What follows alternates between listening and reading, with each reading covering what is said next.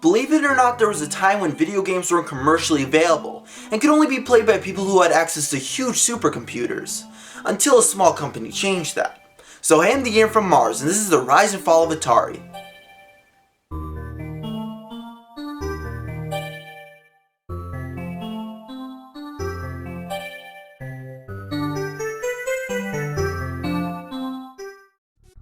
In 1971, Nolan Bushnell and Ted Dabney created the first commercially sold video game entitled Computer Space.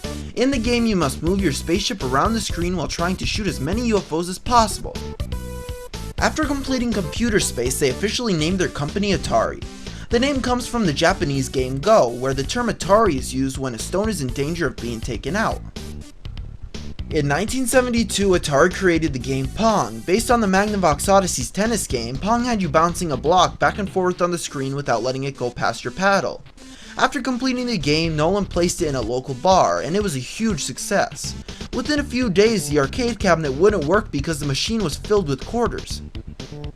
After Pong, Atari worked on games like Space Race, Gotcha, Rebound, and Grand Track 10. But their next huge success was in 1975 when they released the Pong home game system, so now kids could play Pong on their television.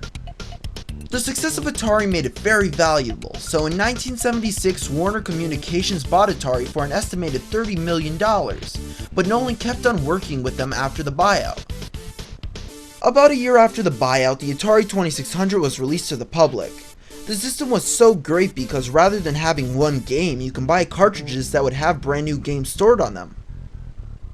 Atari also started releasing home computers, including the Atari 800 and the 1200 XL. Since the buyout, Nolan Bushnell became unhappy with the direction the company was going, and he became vocal with his concerns. In 1978, he was fired for having a heated argument with Manny Gerard. After he left the company, things started going downhill.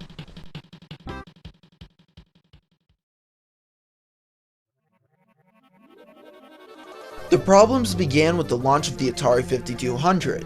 The biggest problem with the system was the controller. The joystick felt weak, the numeric keypad was a bad idea, and most of them broke. The second problem was that consumers didn't feel the upgrade was necessary. The Atari 5200 ended up being the first of many failures. Because of several unfortunate events in the gaming industry, the market crashed in '83, causing Atari to lose more than $500 million. Because of their losses, Warner sold the company to Jack Tramiel, who was the ex-CEO of Commodore. While Jack was in charge, he launched the Atari 7800 in '84, which didn't do well.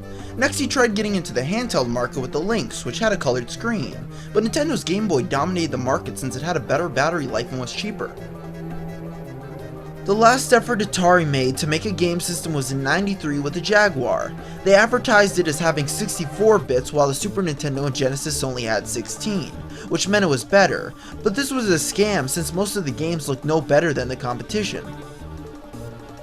Even though Atari had money from a series of successful lawsuits, they had no products to sell, so in 1996 they merged with JTS Inc., which was a maker of hard drives. Then in '98, Atari was sold to Hasbro Interactive for $5 million, but then in 2000, Infogrames took over Hasbro Interactive. Infogrames has made multiple subdivisions of their company using the Atari name. In 2010, they made Nolan Bushnell the CEO of Atari South America, a job he had 30 years before. It's amazing that a company which was leading its industry can just fall off the map. So until next time, thanks for watching.